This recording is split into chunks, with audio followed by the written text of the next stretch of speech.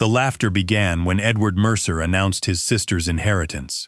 It moved quietly through the solicitor's parlor, concealed behind gloved hands and lowered faces, but Eliza heard every breath of it. Her eldest brother stood beside the cold fireplace in their father's black morning coat, looking more like the master of Mercer Hall than he ever had while Gideon Mercer lived. "My sister is to receive Bellwether Mill," Edward said, "together with its land, machinery, debts, and encumbrances." Beside him, Thomas Mercer failed to hide a smile. The mill had stood abandoned for 17 years. A flood had shattered its wheel, drowned its lower rooms, and carried one of its laborers into the River Mar. Since then, alder roots had invaded the race, the roof had opened to the weather, and unpaid parish rates had accumulated against the property. Edward placed a rusted iron key on the table. Beside it, with deliberate care, he set their father's brass surveying compass. "A suitable provision," he said, "for a daughter who mistakes measurements for judgment." This time, no one concealed the laughter. Eliza remained seated. At 27, she had spent more than half her life carrying her father's Gunter's chain across wet fields, holding marking rods in winter winds, and entering bearings into his field books. Gideon had taught her to judge a slope by sight and verify it by instrument, to distinguish an ancient boundary mound from an accidental rise, and never to trust a map merely because a gentleman had paid to have it drawn. Yet the profitable farms, Mercer Hall, the livestock, and nearly 600 acres had passed to Edward and Thomas. Eliza received the ruin. Mr. Pritchard, the family solicitor, adjusted his spectacles. "You may decline the bequest, Miss Mercer. You would then bear no responsibility for its liabilities." "And receive what instead?" His pause gave her the answer. "Nothing," Edward said. Eliza looked at the compass. A shallow dent marked its lid where she had dropped it at 14. Her father had made her repeat an entire hillside survey before supper, not as punishment, but because a careless measurement could steal land from one family and grant it to another. She picked up the compass, then the key. "I accept Bellwether Mill." Edward's satisfaction flickered. He had expected tears, perhaps a plea that would allow him to appear merciful before witnesses. "The parish rates come due in 12 days, he warned. £31, 8 shillings. Demolition may cost twice that." "Then you have been remarkably generous." His mouth tightened. Eliza signed the transfer beneath Mr. Pritchard's seal. The mill, its debts, and whatever danger waited inside it, became hers. Before leaving, she asked to see the estate survey attached to the probate papers. Edward refused at once. "You no longer have an interest in our land. Our father prepared that survey, and left it to his sons." Mr. Pritchard stared at his blotter. Thomas wandered to the window. Their silence told Eliza that pressing further would gain nothing that morning. She returned to the servants' room she had occupied since childhood and packed 2 dresses, boots, her father's chain, a plane table, 3 field books, and the small leather roll containing his dividers and ruling pens. Edward had ordered her gone before nightfall. Even the pony cart belonged to the estate now, so she paid a carrier 2 shillings to take her trunk as far as the mill road. Rain had fallen for most of the previous week, but that afternoon the clouds broke apart above Merriwick. Pale October sunlight reached the valley as Eliza walked the final mile. Bellwether Mill emerged beyond a stand of alder trees, 4 stories of dark stone leaning over a stagnant race. Half the slate roof had collapsed. Ivy covered the northern gable, and the wheel hung broken in its housing like the ribs of some enormous animal. The carrier left her trunk outside. "No sense taking it in, miss," he said. "You'll not sleep there. I have nowhere else." He touched his cap but did not offer to stay. Inside, the air smelled of wet timber, iron, and old grain.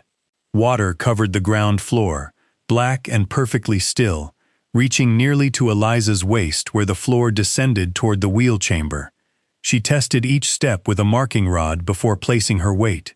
The river beyond the western wall ran low between exposed stones, Eliza stopped. Bellwether Mill stood above the river's ordinary autumn level. If the floodwater had entered from the Mar, it should have receded with it. Instead, water remained trapped inside, and faint ripples moved across its surface from east to west. She climbed to the ruined counting room and opened her father's compass. Taking bearings through the broken windows, she sketched the mill's position, the riverbank, and the visible slope.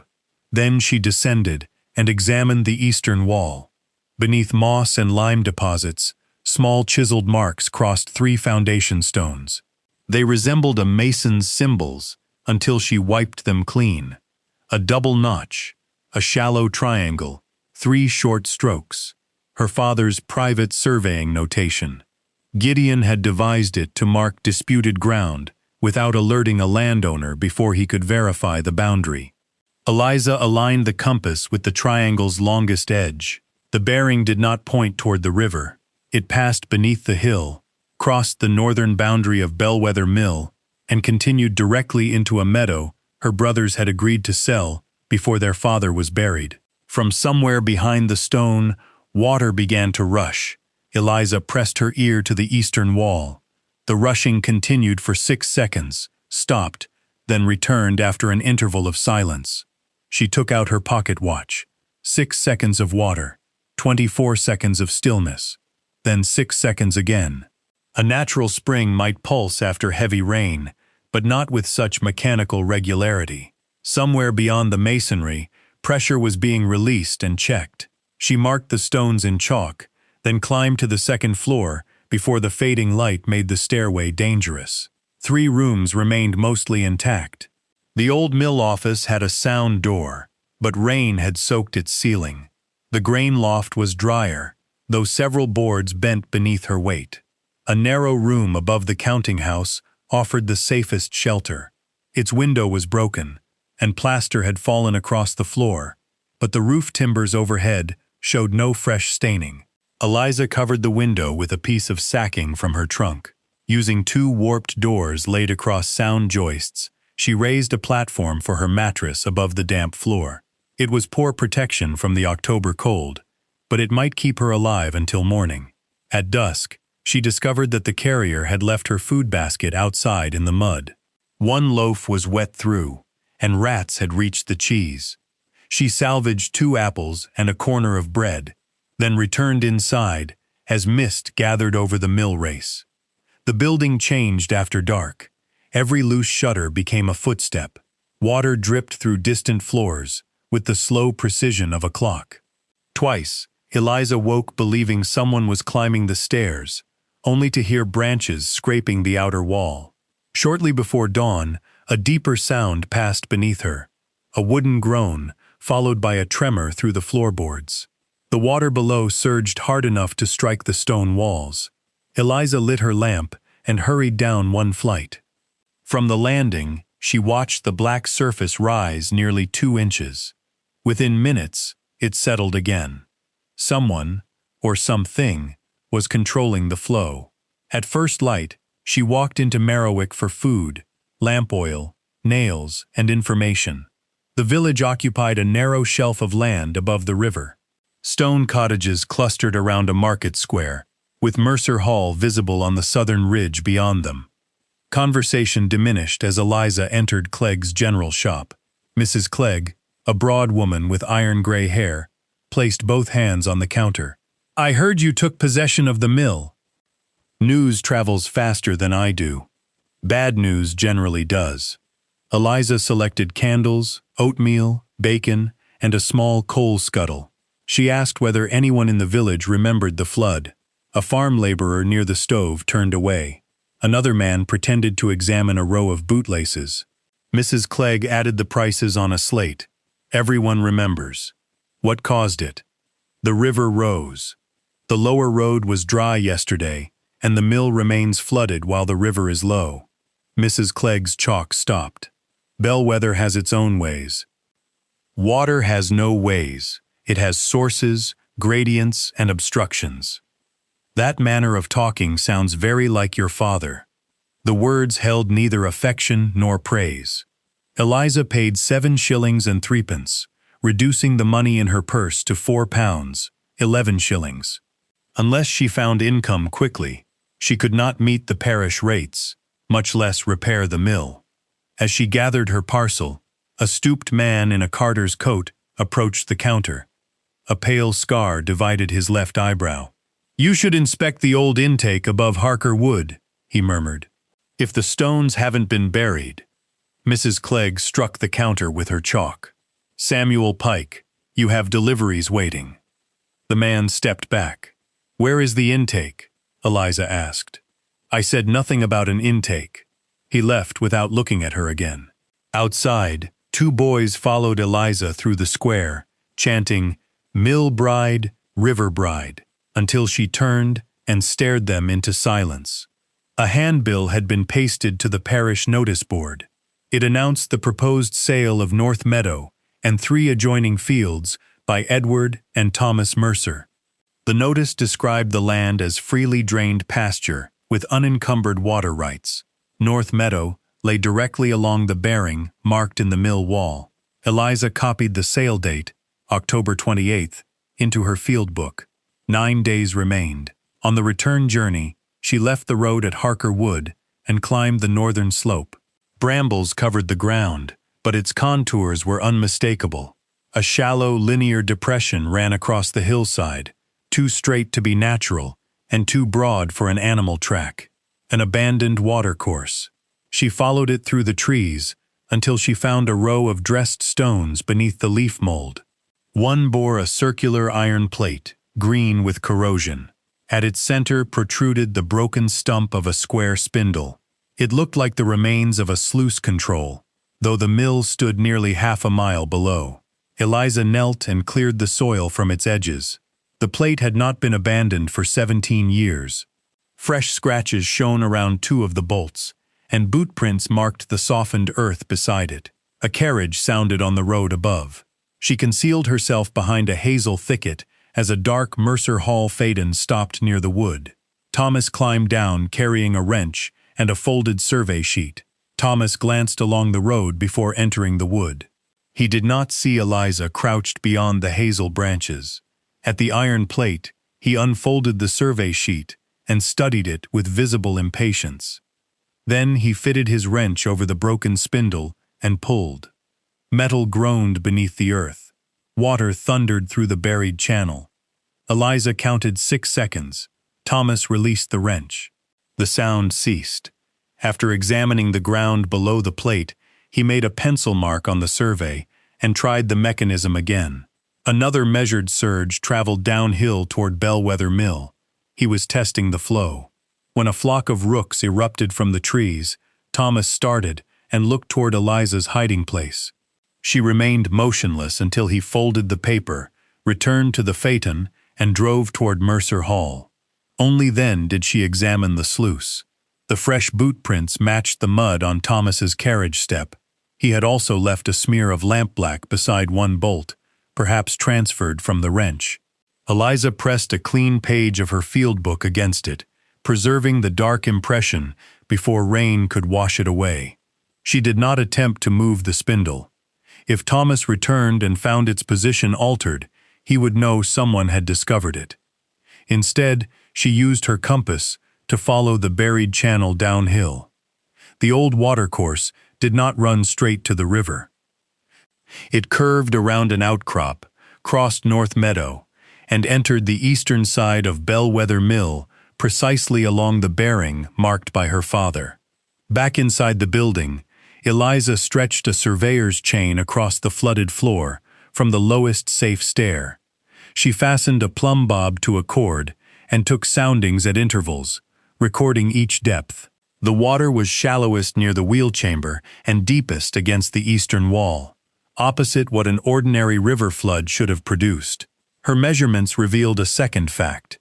The mill floor sloped westward, but the water did not drain because fallen machinery and 17 years of silt had blocked the old tail race. The mill was not merely being flooded, it was being used as a holding basin. Eliza spent the afternoon clearing the upper mouth of the tail race. She could not reach the obstruction from inside without entering water of unknown depth. so she worked outside, cutting nettles and ivy away from the wheel housing. Behind the broken paddles, she found a narrow service opening, secured by an oak hatch. The hatch would not move. She had braced a length of timber against it when Samuel Pike appeared on the opposite bank, leading an empty cart. "You'll split that board before you lift it," he called. Eliza lowered the timber. "Then perhaps you might suggest a method that does neither." Samuel crossed by the road bridge but stopped several yards from her.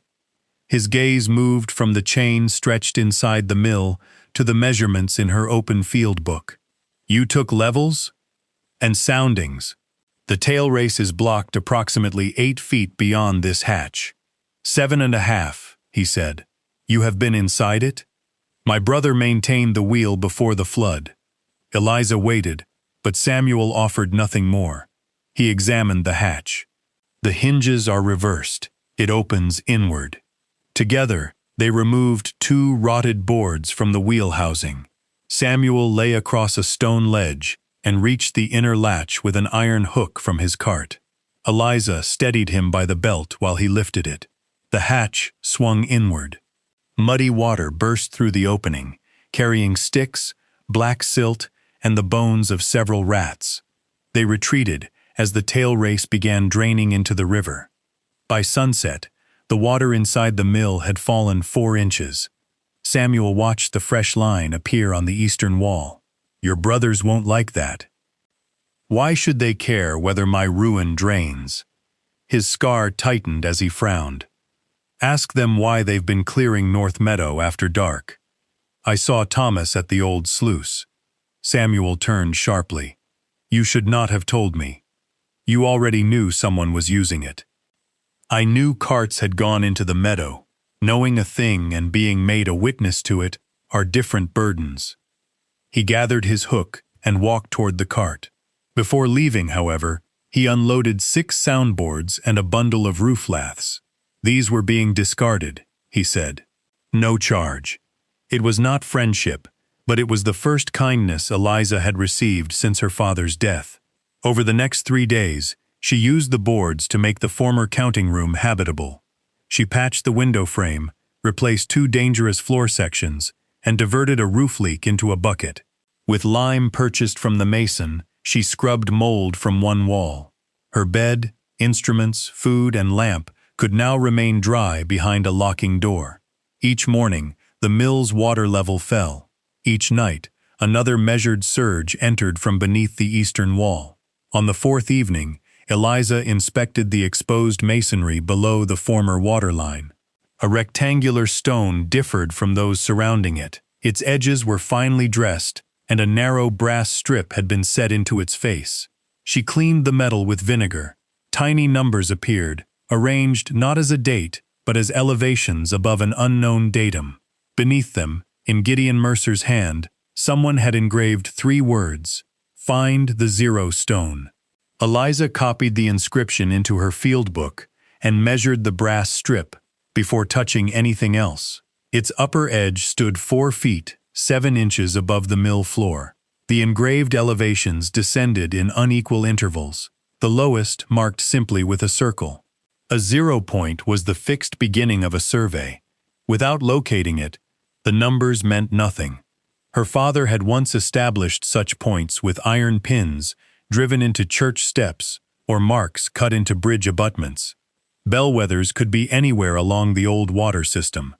Eliza searched the mill first. She examined door lintels, foundation stones, the wheel axle, and every piece of masonry uncovered by the falling water.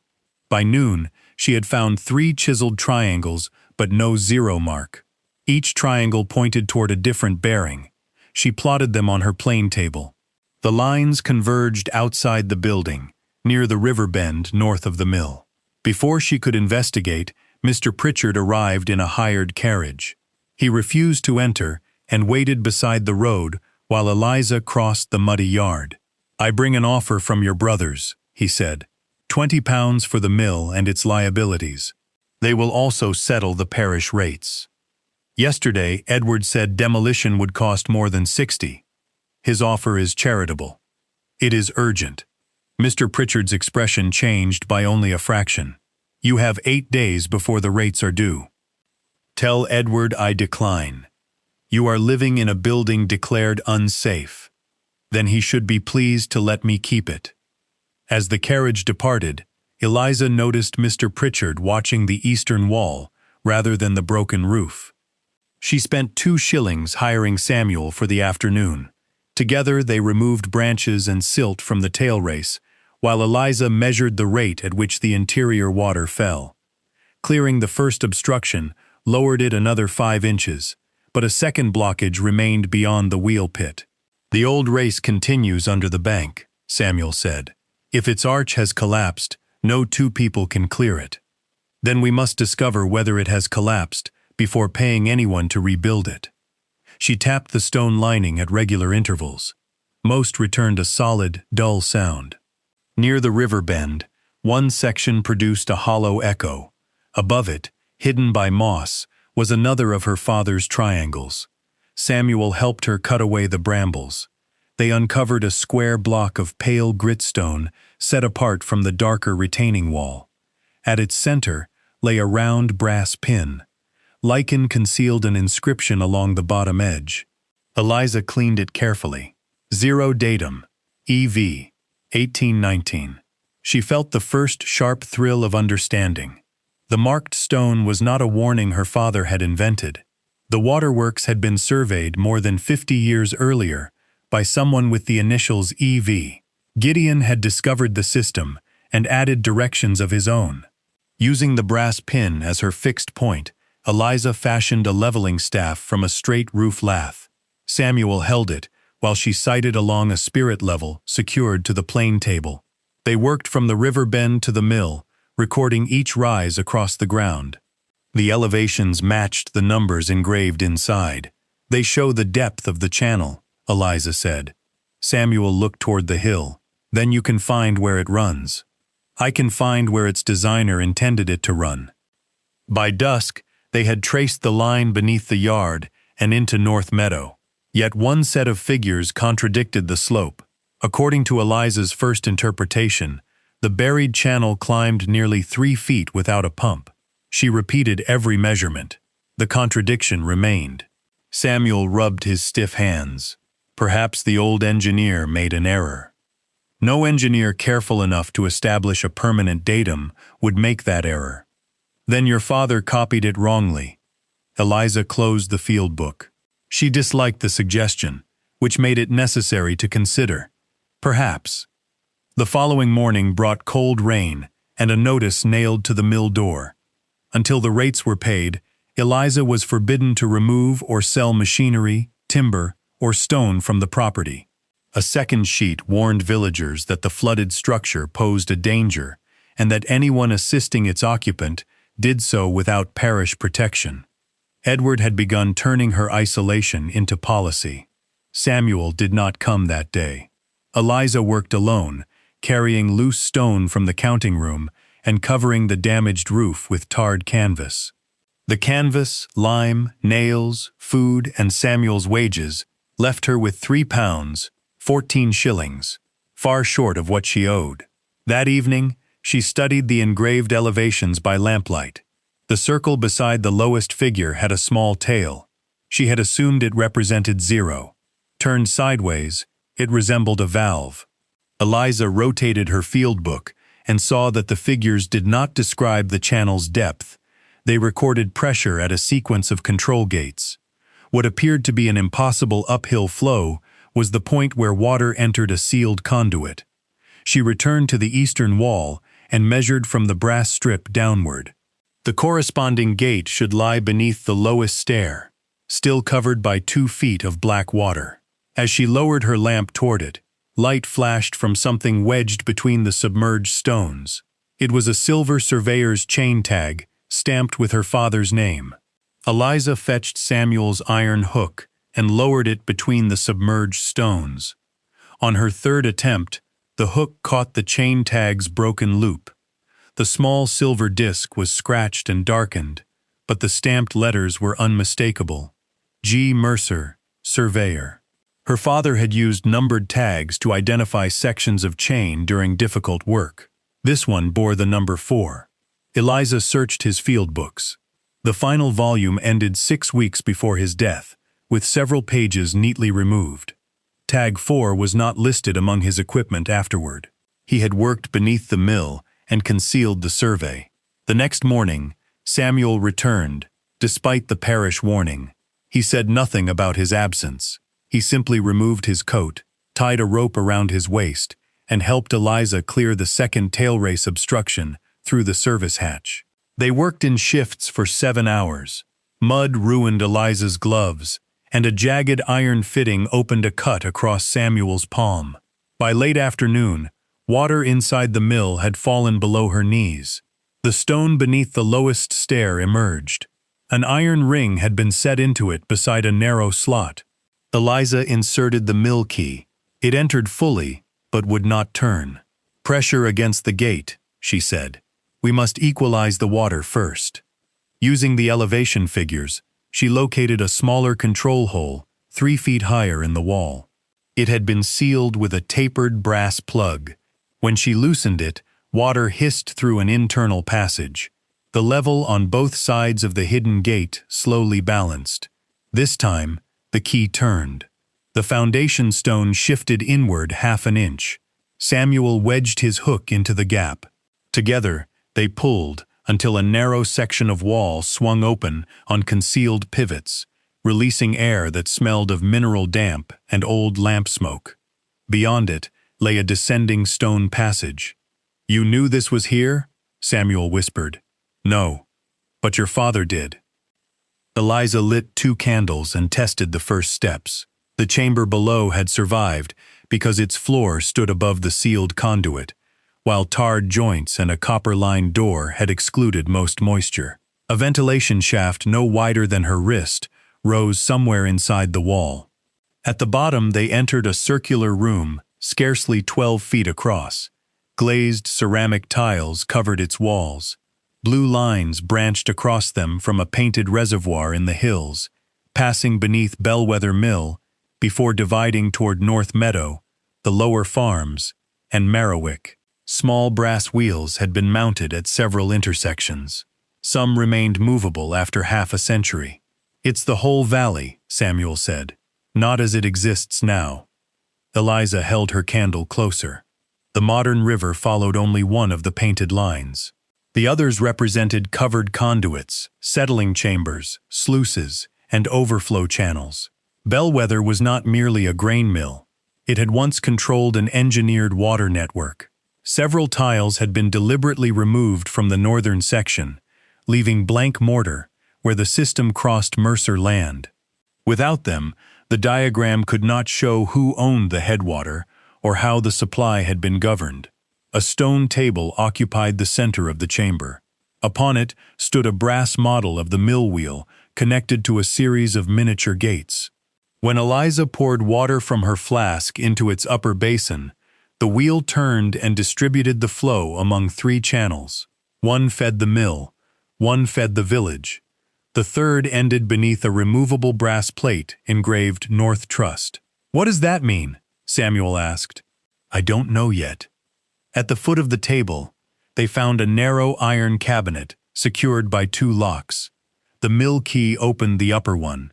The lower keyhole was smaller and shaped like a cross. Eliza searched the room, but found no second key. Inside a wall niche, however, lay a clay document tube sealed with wax.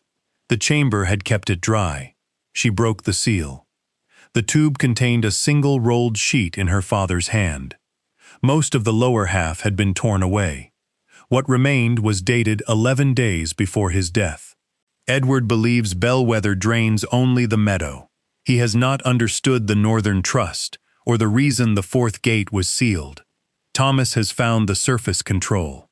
If they complete the sale before the original terms are—" The sentence ended at the tear. Below it, Gideon had drawn the cross-shaped keyhole and written, "Ask where Esther Pike was buried." Samuel recoiled, as though Eliza had struck him. "Who was she?" Eliza asked. "My mother." He stared at the message, his face emptied of color. "She worked at Mercer Hall until the year of the flood. They said she stole from your grandfather and ran away. Where was she buried?" "She wasn't." Samuel's injured hand closed around the table's edge. "She disappeared." A heavy mechanism shifted somewhere above them. Water struck the conduit with enough force to shake dust from the tiled walls. The miniature wheel on the table began turning by itself. One by one, the 3 brass channels filled.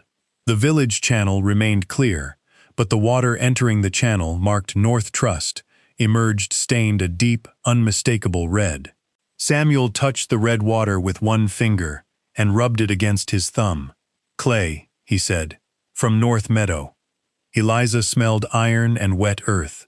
The color was not blood or dye, but ochre-rich sediment forced into the system where Thomas's men had disturbed the buried conduit. The ceramic diagram showed the danger. The North Trust Channel joined the village supply below Bellwether. If the sediment continued, it would fill the settling chamber beneath Merriwick and choke the wells. "Can we stop it here?" Samuel asked. Eliza studied the miniature gates. Their movement corresponded to the brass wheels set into the tiled wall, but several labels were missing with the northern tiles. Operating the wrong control could increase the pressure or send the contaminated flow directly toward the village. Another surge entered. Red water advanced into the clear channel. Eliza traced the elevations engraved on the model. Her father's pressure figures finally made sense. They recorded safe limits at each junction. Bellwether's wheel race could accept the entire northern flow, but only if the gate to Merriwick was closed first. "The mill can take it," she said. "The tail race is barely open. It must take it." Samuel understood the cost. "Your lower floor will flood again. If that silt reaches the village, their wells may fail." Eliza closed the brass wheel controlling the village channel. Then she placed both hands on the mill gate and turned. The mechanism resisted. Samuel joined her. Together they forced it through half a revolution. A roar passed beneath the chamber. They reached the stairs as red water burst through the eastern wall. It spread across the mill floor, lifting boards, tools, and the timber Eliza had stacked for repairs. The current struck the wheel housing and tore away the hatch they had opened. Water surged into the counting room above, through gaps in the damaged floor. Eliza climbed after it. Her mattress remained safe, but the lower portion of the repaired wall collapsed, carrying lime plaster and 2 soundboards into the flood. Her coal, half her food, and the canvas intended for the roof vanished into the wheel pit. Outside, the river turned rusty red. She and Samuel worked until nightfall, dragging branches from the tail race so the diverted water could escape. When the flow finally cleared, the mill's interior stood under 3 feet of water, higher than when Eliza arrived. A crowd had gathered on the road. Mrs. Clegg stood among them with several villagers carrying buckets. "The pump water went cloudy," she called. "It should clear by morning," Eliza replied. "Do not draw from the lower wells until then." Edward pushed through the crowd. Thomas followed, mud drying pale on his boots. "My sister has been tampering with an abandoned watercourse," Edward announced. "You can see the result." "You opened the surface sluice," Eliza said to Thomas. He looked at Edward before answering. "I inspected a drain on our property. A drain connected to the village wells." "That is absurd." Samuel stepped forward, but Eliza caught his sleeve. If he spoke, Thomas could accuse him of trespassing or sabotage. Samuel had no property, no influential witness, and a mother already remembered as a thief. "I traced the connection myself," Eliza said. "Mr. Pike had no part in it." Edward's gaze moved between them. "Then you alone accept responsibility for today's damage?" "For diverting the sediment away from Merriwick, yes." Mrs. Clegg frowned at the Red River. "And if she hadn't, the settling chamber beneath the lower village would have filled," Eliza said. "Your wells might have stopped entirely." No one thanked her. Yet Mrs. Clegg quietly lowered her bucket. Edward stepped closer. Sell me the mill tonight. I will pay the rates and prevent proceedings against you. You were willing to poison the village supply to test the drainage beneath North Meadow. It is harmless clay. Then tell them why you concealed the channel from the sale notice. Thomas seized Eliza's arm. Samuel struck his hand away. For one dangerous second, the brothers stared at Samuel, as if Esther Pike's old accusation stood alive before them. Edward recovered first. Tomorrow, the parish collector will execute the warrant. Anything of value here will be seized. My father's instruments are personal property. Prove it. The next morning, the collector arrived with a constable and 2 men from the auction house. Because the rates remained unpaid, they inventoried the mill's movable goods. Eliza showed them the transfer document, but its wording included machinery, fittings, and equipment found upon the premises. Edward produced a statement claiming Gideon's surveying instruments had been stored at Bellwether before his death. It was a lie, but one witnessed by Thomas. To prevent Samuel's cart and tools from being included, Eliza swore that he had merely delivered discarded wood and had never been employed by her. The statement protected him, but eliminated the wages she had paid from any future claim for improvements. The men took her plane table, measuring chain, spirit level, and father's compass. The auction would be held in 5 days. Eliza stood in the flooded counting room after they left, her cut hands empty. Samuel retrieved the clay document tube from beneath her mattress. You saved my name and the village water. What did either buy you? Time, perhaps. He handed her the torn message. Its broken lower edge was sharply angled, as though the missing half had been cut to fit inside something. Eliza placed her father's silver chain tag against the tier. Its triangular edge matched exactly. On the back of the tag, beneath years of tarnish, were 6 tiny engraved numbers, the coordinates of Esther Pike's grave. The coordinates used the 0 stone as their origin.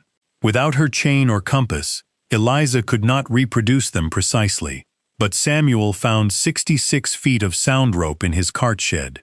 They marked it at each link of a surveyor's chain, then cut a straight hazel rod and balanced it on a pin to make a crude sighting instrument.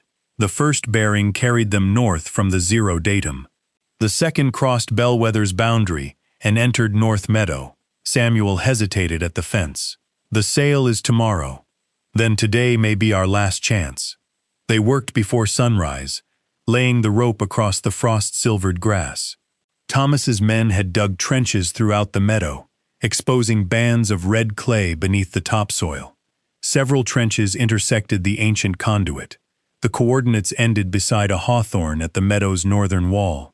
No grave marker stood there. Eliza searched the ground while Samuel stared toward Mercer Hall. Beneath the hawthorn roots, she found a rectangular depression bordered by 4 stones. One had been placed upright but turned inward, hiding its carved face. Samuel pulled it free. Esther Pike, 1831 to 1855. She kept the water. He dropped to his knees. My mother disappeared in November of 1855, he said. They told me she had stolen a silver service and fled to Liverpool. I was 8. Eliza crouched beside him. Someone buried her here. Your family. Perhaps. But we must not disturb the grave without a magistrate. Samuel's grief hardened into anger. A magistrate will listen to Edward Mercer before he listens to a carter. He may. If we open it ourselves, Edward will call us grave robbers and destroy whatever truth remains. Near the base of the stone, Eliza found a corroded copper tube no longer than her finger. It had been placed outside the grave, where retrieving it would not disturb the burial. Inside lay a strip of linen, protected by wax. Blue thread formed 3 words across it. The key is witnessed. The stitches were not decoration. Their spacing created a sequence of long and short intervals, like measured links. Samuel recognized the cloth. She embroidered my name into my first coat that way. My father said she could put accounts into thread where no overseer could read them. Eliza wrapped the linen carefully. Esther's skill had created a code, but the message did not reveal where the key was or who had witnessed it. They reported the grave to Constable Webb. By noon, Edward had arrived with Mr. Pritchard and a magistrate's clerk. Edward denied knowing the grave existed and accused Eliza of inventing evidence to interfere with the meadow sale. Mr. Pritchard obtained a temporary order forbidding anyone from entering the site until ownership and burial jurisdiction could be determined. 2 Mercer laborers were posted beside the hawthorn. The sale proceeded. That afternoon, Eliza's surveying instruments were auctioned in the yard of the Crown Inn. She stood at the rear, while an agent from Derby bid on behalf of an unnamed purchaser. No villager opposed him. Her chain, plane table, level, and compass sold together for £6, 12 shillings, less than half their value. The agent delivered them directly to Mercer Hall. Edward passed Eliza on the inn steps. "You should have taken my offer. You knew Esther Pike was buried in the meadow. I was not born when she vanished, but your grandfather was there." For the first time, fear disturbed his composure. It lasted only an instant. "My grandfather built this family's prosperity. Be careful what you allege without proof." Eliza returned to Bellwether after dark. She smelled fresh-cut wood before she reached the yard. The tail race had been packed with branches, fence rails, and 2 cartloads of clay. Water pressed against the blockage, while the surface sluice continued feeding the mill. She and Samuel attacked the obstruction with hooks, but the clay had been rammed deep beneath the wheel housing. The water rose past their knees, then their waists. A crack sounded inside the eastern foundation. "Out!" Eliza shouted. They reached the bank as a section of wall collapsed into the mill. The force tore through the counting room floor and dragged Eliza's repaired boards into the wheel pit. Stone and red water filled the hidden doorway below the stairs. The first chamber disappeared behind tons of rubble. By dawn, one corner of the mill had settled nearly 6 inches. The counting room was no longer safe. Eliza's dry shelter, the tiled diagram, the brass model, and the locked cabinet were lost or unreachable. Constable Webb inspected the blocked tail race, but found no witness who had seen the carts. Edward claimed vandals, angered by Eliza's interference with the village wells, were responsible. A notice appeared in the square that afternoon, describing her as a reckless trespasser whose experiments had endangered Merriwick's water. Children threw red clay at the mill door. Eliza moved her remaining possessions beneath a lean-to outside. All she retained of the mystery was the torn message, the silver tag, and Esther's coded linen. None could prove ownership, sabotage, or the existence of the Northern Trust. Samuel sat beside his mother's gravestone, rubbing, unable to speak. Eliza aligned the stitched intervals with the numbers on the chain tag. Together, they formed a final set of coordinates. The point lay neither in the mill nor in North Meadow. It lay beneath the public floor of Mercer Hall. Eliza could not enter Mercer Hall by force and preserve the value of anything she found there. She needed witnesses. Mrs. Clegg provided the first. The shopkeeper had examined the parish burial register after the wells cleared. In December 1855, an unidentified woman recovered below Bellwether had been buried on Mercer land by order of Josiah Mercer, Edward's grandfather. The entry described a scar through the woman's left eyebrow, the same mark Samuel had inherited. Mrs. Clegg took the register to Constable Webb and the magistrate's clerk. Together, they accompanied Eliza and Samuel to Mercer Hall. The coordinates ended in the old rent hall, where tenants had once paid quarterly dues before the estate moved its business into private offices. Edward objected, but the magistrate's clerk permitted an inspection that caused no structural damage. Using the hall's threshold as the reference line, Eliza measured with Samuel's marked rope. Esther's stitched intervals supplied the bearings. Gideon's engraved numbers supplied the distances. The final point fell beneath a long oak table. One floor stone bore a faint circle with a tail, the valve symbol Eliza had first misunderstood at the mill. The stone lifted by means of an iron ring concealed beneath its edge. Inside lay a sealed brass box. Mr. Pritchard's face changed when he saw the crest pressed into its wax. Not the Mercer arms, but a wheel crossed by 3 streams. The box contained a cross-shaped key, an 1819 deed abstract, and a folded engineering plan signed by Eleanor Vail. Vail had designed Bellwether's pressure gates and covered conduits after 3 seasons of drought left Merriwick dependent on polluted river water. The mill wheel financed maintenance of the system. North Meadow held the headwater junction and settling beds, but its water rights had not been conveyed to the Mercer estate. They belonged to the Bellwether Northern Trust, established for the mill workers and the households supplied by its channels. A note on the plan identified a rear inspection passage into the hidden chamber. Edward read over the clerk's shoulder. An unsigned abstract proves nothing. The supposed trust may have been dissolved. The original deed is stored in the mill cabinet, Eliza said. The cabinet beneath your collapsed wall? Mr. Pritchard looked away. The inspection passage began at the hollow section of the tail race Eliza had discovered earlier. Samuel, Mrs. Clegg's 2 sons, and 3 mill laborers volunteered to clear it. They worked for 2 days, shoring the narrow arch with salvaged timber rather than disturbing the unstable eastern foundation. Eliza directed them from Vail's plan. Without the recorded elevations, they would have broken into the pressurized conduit and flooded the passage. At sunset on the 2nd day, they reached the rear of the circular chamber.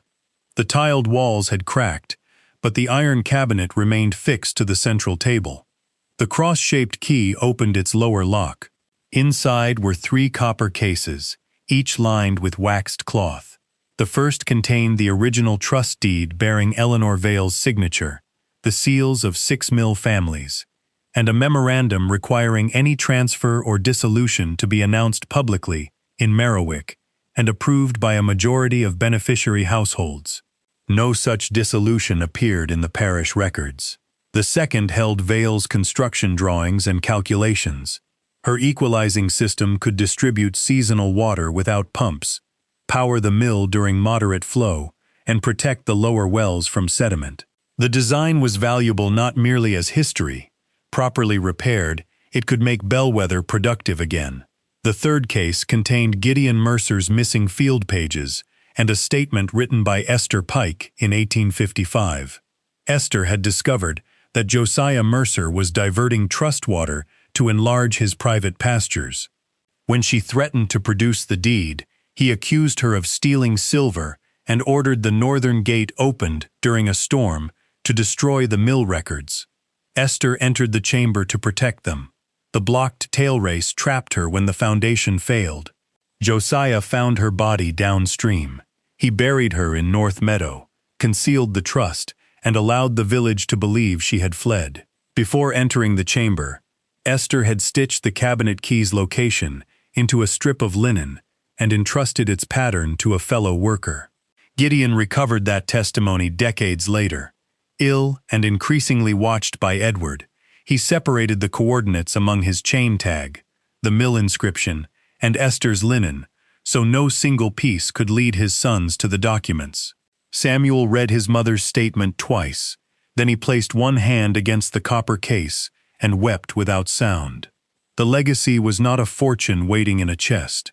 It was a working water system, a suppressed invention, the legal rights of dozens of families, and the restored name of a woman condemned as a thief. Eliza brought the cases into daylight before 8 witnesses. Edward was waiting with a court officer. He had obtained an emergency order preventing removal of the documents and halting all operation of Bellwether until the trust's validity could be heard. More troubling, North Meadow's purchaser had already deposited the sale money and intended to begin excavation in 48 hours. The hearing would be held the following morning in Merriwick's assembly room. Edward looked at the villagers surrounding Eliza. "Bring your relics," he said. "I will bring the law." Every chair in Merriwick's assembly room was occupied before the hearing began. Mill families stood along the walls beneath portraits of Mercer ancestors. Edward sat beside Mr. Pritchard at the front table, while Thomas remained near the door. Eliza placed the copper cases before the magistrate. Edward's argument was simple. The deed was old, the system abandoned, and the trust extinct. Even if Eleanor Vale had created it, decades of Mercer ownership had erased any practical claim. He described Esther Pike's statement as an unverified accusation preserved by people seeking profit from his family. The magistrate examined the seals. "Who presently owns Bellwether Mill?" "My sister," Edward answered. "And the deed names its lawful proprietor as custodian of the works?" Mr. Pritchard whispered to him.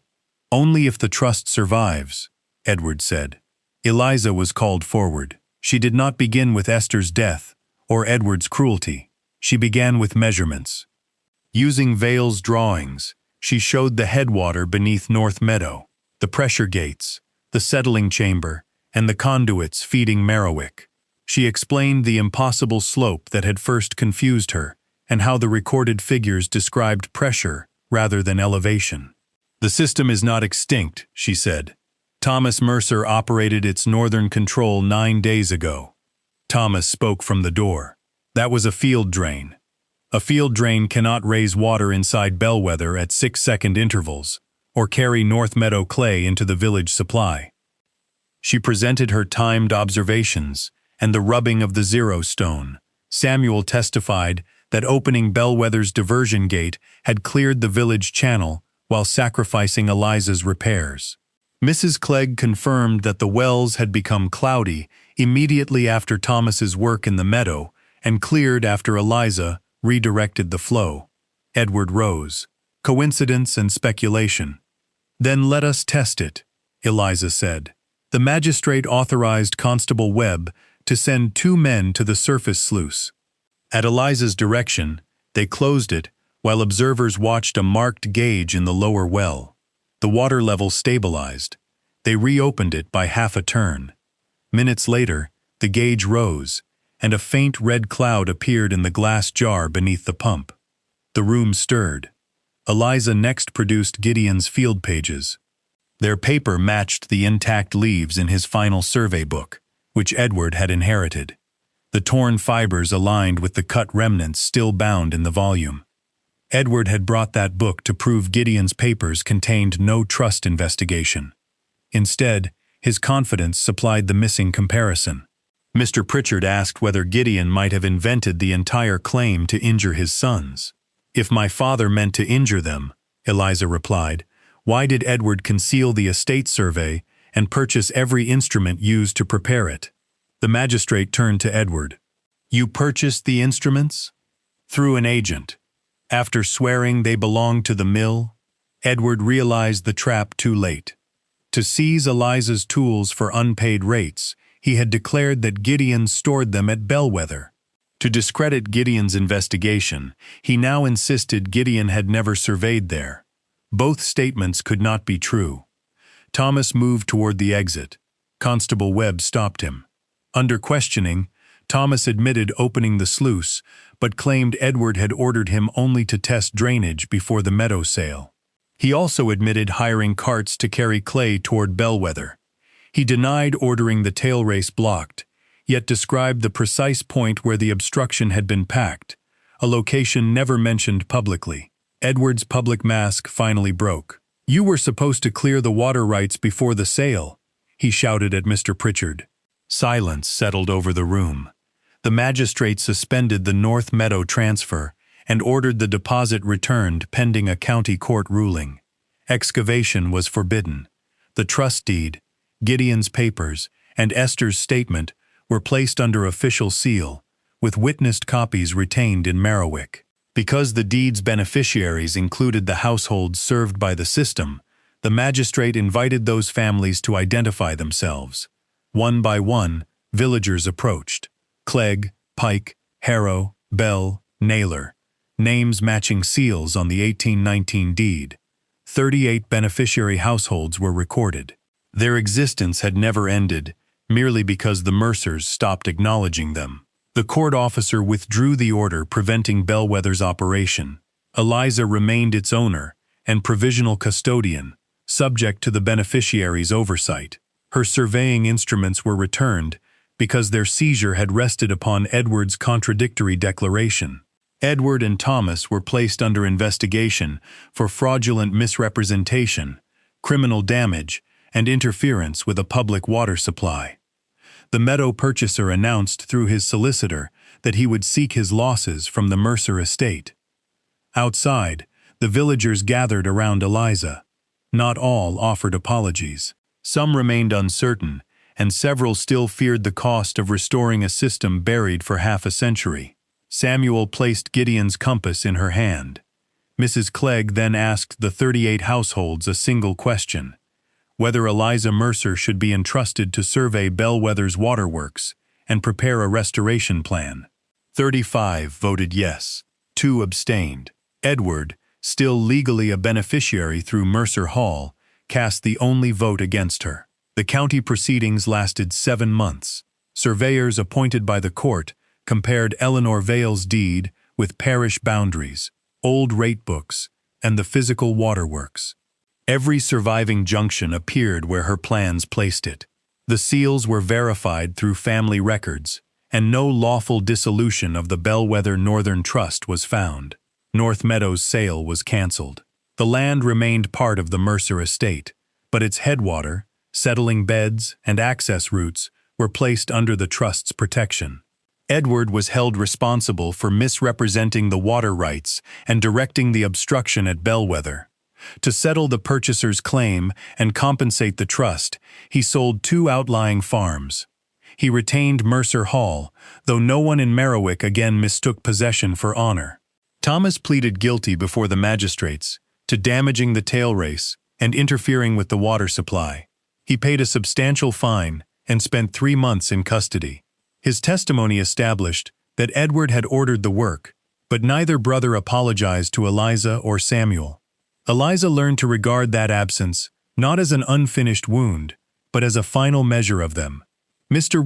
Pritchard lost the Mercer family's business after his correspondence revealed that he had questioned the meadow sale and allowed Edward to proceed. Though he avoided criminal charges, his conduct was reported to the professional body governing solicitors. Esther Pike's remains were examined under lawful authority and identified through the burial record, her injury, and surviving family evidence. The parish amended its register. The accusation of theft was formally struck from the estate account, and her grave received a new stone bearing the words she had earned: "She kept the water for Merriwick." Samuel attended the ceremony alone at first. Before it ended, Mrs. Clegg stood beside him. Then the former mill laborers and their children joined them, until the meadow path was filled. Restoring Bellwether required more than a favorable judgment. Eliza's first survey estimated that stabilizing the eastern foundation, rebuilding the tail race arch, and repairing the village settling chamber would cost nearly £200. Replacing the wheel and making the mill productive would require another 140. The trust possessed rights, not money. The beneficiary households approved a modest annual contribution based on each property's use. Compensation from Edward paid for the collapsed foundation. A miller from Bakewell agreed to lease the grinding floor once repairs were complete, allowing the trustees to secure a loan against future rent. Samuel supervised the stone and timber crews for regular wages. Work proceeded in stages. During the first winter, they restored only the village channel and installed screens at the settling chamber. In spring, masons rebuilt the tail race arch using Vale's original pressure calculations. The roof took another 4 months. A new water wheel was fitted the following autumn, after the repaired sluices had survived a season of heavy rain. Eliza refused every suggestion that they make the mill picturesque before making it sound. The counting room was rebuilt last. She placed her father's compass in a locked cabinet there, beside the silver chain tag and a framed section of Esther's coded linen. Eleanor Vale's drawings were copied for engineers and deposited with the county archive, but Bellwether retained the originals under dry, fire-resistant storage. Vale's equalizing system attracted visitors from other valleys facing seasonal shortages. Their inspection fees provided a small income for maintenance. Eliza also established a surveying office in the mill, taking boundary and drainage commissions that landowners who once dismissed her now brought reluctantly and paid for promptly. She trained 2 village girls to use a chain, level, and plane table. Samuel became superintendent of the waterworks. His knowledge of carts, stone, roads, and labor proved as necessary as Eliza's calculations. Their disagreements were frequent, practical, and never cruel. On Sundays, they often took tea beside the wheel chamber, where the new mechanism turned with a low, steady rhythm.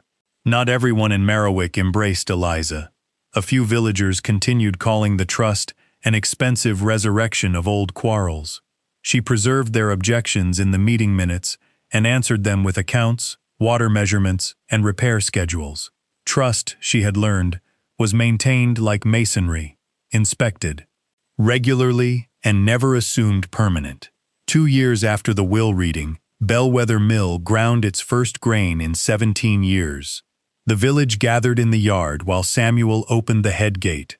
Water entered the race, struck the wheel, and lifted the machinery into motion. Nothing happened quickly. The belts tightened one by one. The upper shaft groaned. Dust trembled from an ancient beam. Then the first millstone began to turn.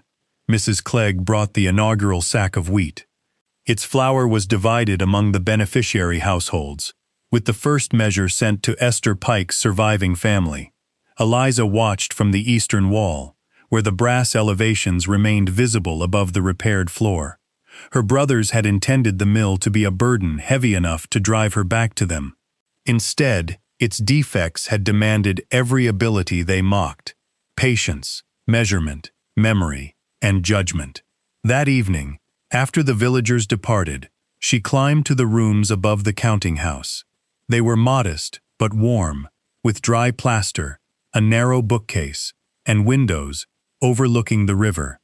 Below, clean water divided through Eleanor Vale's 3 restored channels, one toward the turning wheel, one toward Merriwick, and one beneath North Meadow. On Eliza's table lay a new map of the valley.